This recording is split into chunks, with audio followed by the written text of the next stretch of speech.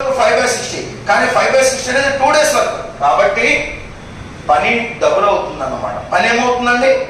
So 24 days అండి. Procedure మళ్ళీ ఒకసారి చెప్తాను చూడండమ్మా. ఏ అనేవాడు ఒక పనిని 20 రోజులు చేస్తాడు, బి అనేవాడు ఒక పనిని 30 రోజులు చేస్తాడు.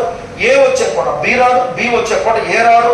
సో ఫస్ట్ డే ఏ వస్తాడు, ఫస్ట్ డే వచ్చేవాడే థర్డ్ డే వస్తాడు, థర్డ్ డే వచ్చేవాడు ఫిఫ్త్ డే వస్తాడు, ఫిఫ్త్ డే వచ్చేవాడు సెవెంత్ డే వస్తాడు, సెవెంత్ డే వచ్చేవాడు నైన్త్ డే వస్తాడు, నైన్త్ డే వచ్చేవాడు 11th డే వస్తాడు, 11th డే వచ్చేవాడు 13th డే వస్తాడా?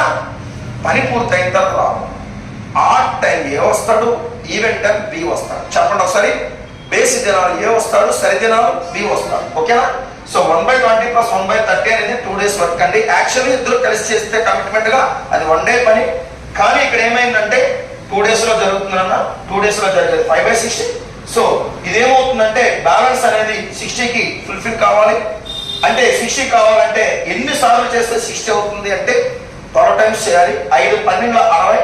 60/60 అనేది ఒక యూనిట్ కి సంబంధించింది, ఒక వర్క్ కి సంబంధించింది. దాన్ని 100% = 1 అంటాం, 1 = 360 degrees అంటాం.